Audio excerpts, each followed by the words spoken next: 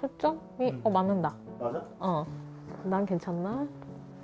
오케이, 좋았어. 시작해볼까? 무슨 얘기부터 할까? 그냥 우리가 이렇게 카메라를 켜고 이렇게 앉은 이유서부터 한번 시작해보죠. 그래, 한번 해보도록 하지. 이런 콘텐츠는 너무 오랜만이어가지고. 내가 35살에 10년의 회사 생활을 마치고 다음 직장을 구하려고 이력서를 넣고 있었잖아. 그러다가 좋은 기회가 찾아와서 영상 제작 일을 하게 되었고,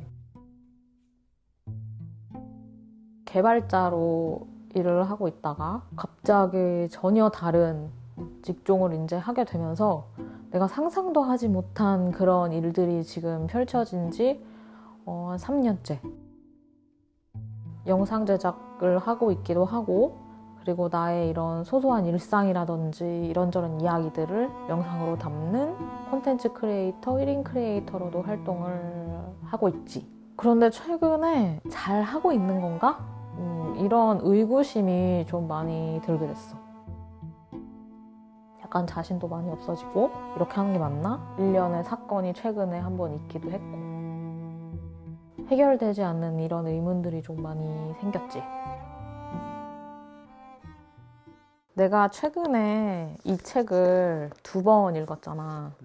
뭔가 내가 지금 현 상황에서 읽으면 좋을 것 같다는 생각이 들어서 하루도 안 돼서 읽었지. 왜냐면 책이 만화로 되어 있어. 그래서 되게 빨리 읽을 수 있어. 이 책의 작가는 데빗 텅이라는 영국에 사는 사람인데 나랑 되게 비슷한 점이 좀 있더라고. 뭐냐면 공대를 나와서 개발자로 일을 했었대. 한참 일을 하다가 예술을 하고 싶다는 생각에 일을 그만두고 이렇게 웹툰을 그리는 작가가 됐어. 책을 읽기 전에 이 작가에 대해서 보고 나서 조금 더 뭔가 친밀감을 느꼈어. 작가가 우울증이랑 공황장애를 어떻게 이겨낼 수 있었는지에 대한 그런 내용들이 이 책에 담겨 있어. 물론 내가 지금 현재 우울증이나 공황장애가 있지는 않지만 알다시피 내가 되게 큰 불안한 부분이 있는 거 알고 있지. 네, 그런 것들 때문에 이 책을 좀 읽으면 도움이 될 것 같다는 생각이 들어서 막 훌릭 읽었어. 그리고 2번째론 내가 며칠 전에 좀 사건이 있었잖아. 그것 때문에 내가 이 책을 한 번 더 읽게 되었지. 내가 가지고 있는 약간의 불안감이나 이런 것들이 도움을 조금 받으면 좋겠는 수준인 것 같다라는 생각이 좀 들더라고. 원래 들어가 있던 그 유튜브 소속사라고 하지, MCN에 들어가 있다가 다른 MCN으로 옮기면서 이게 사건이 시작이 됐어. 요즘이라고 하기엔 거의 한 8개월 전쯤부터 이게 노출이 잘 안 되는 것 같더라고, 내 채널이. 유튜브를 내가 계속 하는 게 맞나, 이렇게 공수를 들여서 하는 게 맞나라는 생각을 심각하게 할 정도로 고민을 좀 많이 했었지.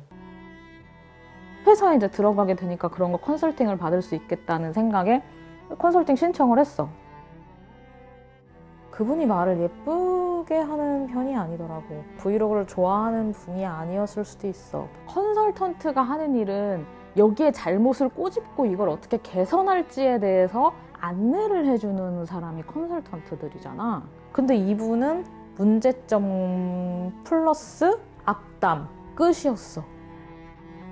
지금 어차피 이 채널은 노출이 안 되고 있어서 컨설팅을 하는 게 의미가 없대.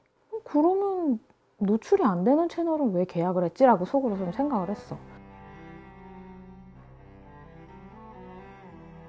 어쨌든 간에 내가 통화를 하면서 화를 내거나 언짢은 기분을 절대로 노출시키지는 않았거든, 일부러. 8개월 전쯤부터 노출이 좀 안 되는 것 같다고 딱 얘기를 했더니 이미 이 유튜브 채널은 3년 전에 반짝했다 망한 채널이에요, 이러더라고. 알고 있기는 있었거든? 채널이 뭔가 잘 안 된다라는 거를 알고는 있었는데 그렇게까지 할 얘기였나 싶더라고. 그럼 나는 그 생각이 들잖아. 나를 왜 그럼 나랑 계약을 했지? 이런 생각이 들어서 그래서 물어봤거든? 그러면 제가 회사에 도움이 돼야 하는데 여기 혹시 계약 담당자가 땡땡땡님이었죠? 이러는 거야. 그래서 제가 성함이 잘 기억이 안 나서 이렇게 얘기를 했더니 왜 계약을 했는지 모르겠대. 끊고 싶은 거야. 그래서 그냥 그랬어. 뭐라고? 그냥 내가 감사하다 그랬어. 이렇게 컨설팅 받았을 때 제대로 얘기해 주시는 분이 없었는데 제대로 꼬집어 주셔서 감사하네요 이랬어. 나는 이제 전화를 종료하고 싶어서 이렇게 얘기를 했는데 또 똑같은 말 반복하더라고 계속.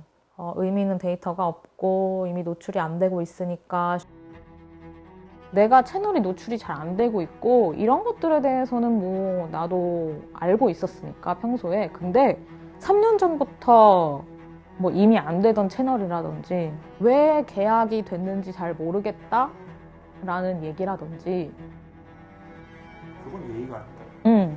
기분이 되게 많이 상해서 내가 책을 한 번 더 읽었지. 갑자기 너무 우울하고 내가 여태까지 했던 그런 모든 영상이나 이런 것들이 그냥 싹 다 잘못됐다는 생각이 드는 거야. 이 사람과의 통화 때문에 나의 그 시간들이 모두 다 부정당하는 그런 느낌이었어.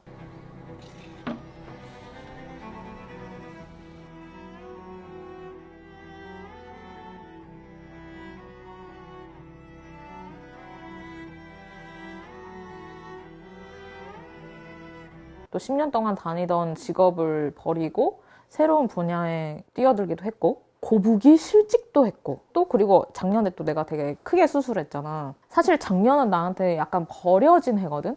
으쌰으쌰 해보려고 콘텐츠도 열심히 찍어서 업로드하고 새로운 분야도 준비하고 정신이 되게 번쩍 나더라고. 그 사람 말 때문에 너무 자신이 없어진 거야. 갑자기 확 버겁더라고.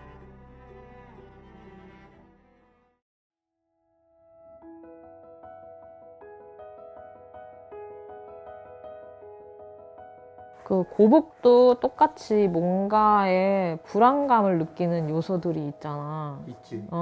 예를 들면 어떤 거? 일이 없으면 어떡하나? 일이 끊기면 어떡하나? 뭐 이런 거겠지?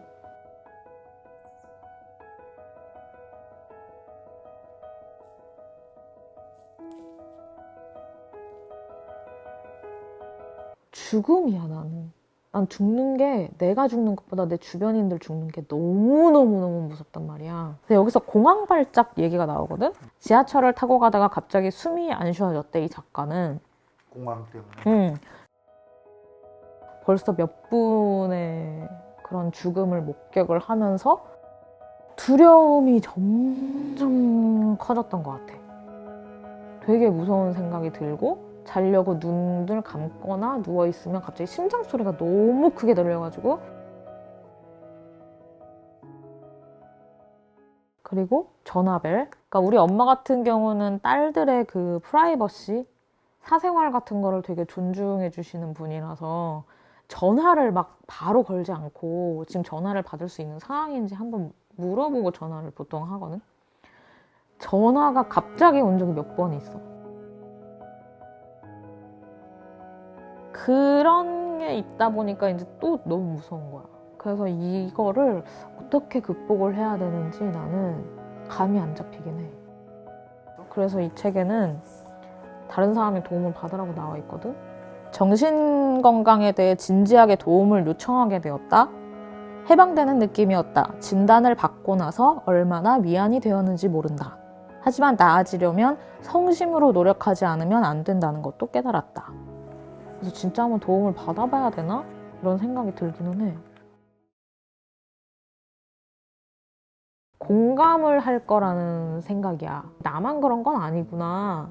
세상에 그런 사람이 되게 많구나라는 거를 사람들이 알고 공감을 하면 그래도 마음의 치유가 조금은 되지 않을까라는 생각이 들어. 그래서 이 데뷔텅 작가도 블로그에 경험담을 이 웹툰으로 올리고 하니까 댓글로 비슷한 경험을 올리는 사람들이 하나씩 나타난 거야. 그럼 나도 그분들한테서 위로를 받고 그분들도 조금 위로를 받진 않을까? 그러니까 나만 이럴 거야 라는 건 아니라는 거.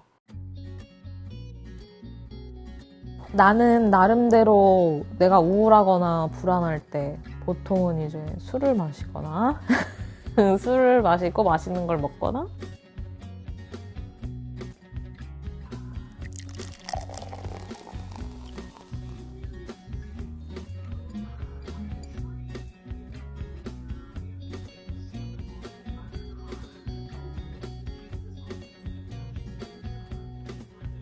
아니면 그냥 되게 바쁘게 그걸 좀 잊어버리려고 노력하는 편인 것 같아.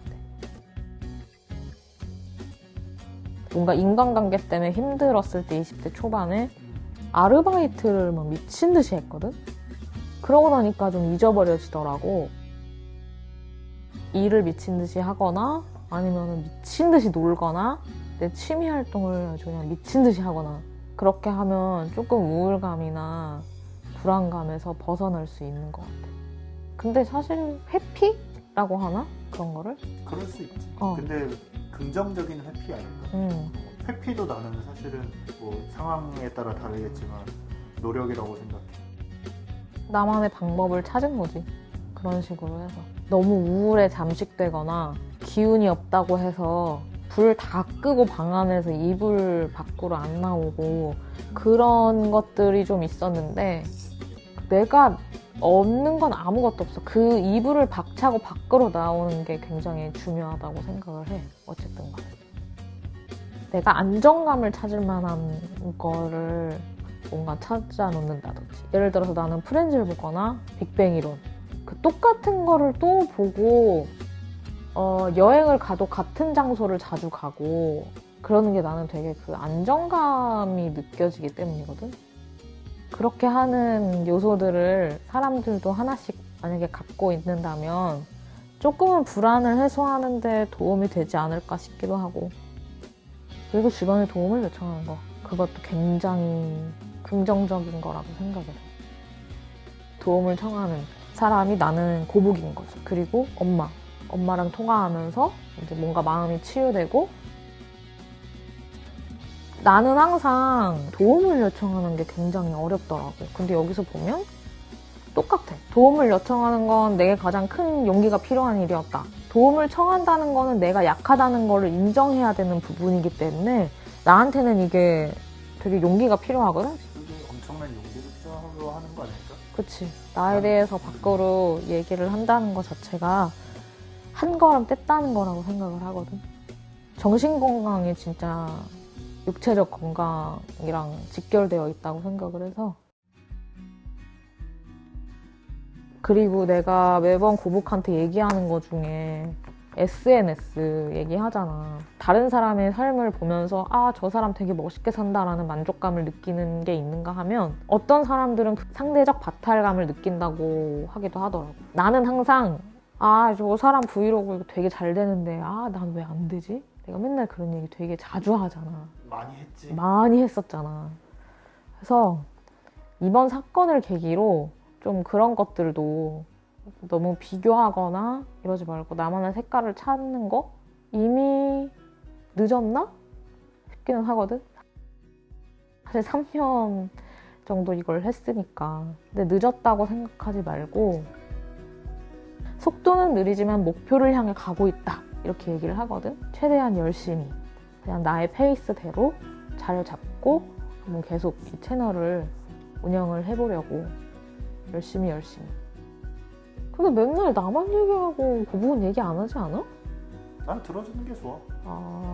들어주는 타입. 나는 말하는 거 좋아하는 타입이니까. 오케이, 좋았어. 자, 잘 살아보자고. 즐거웠습니다.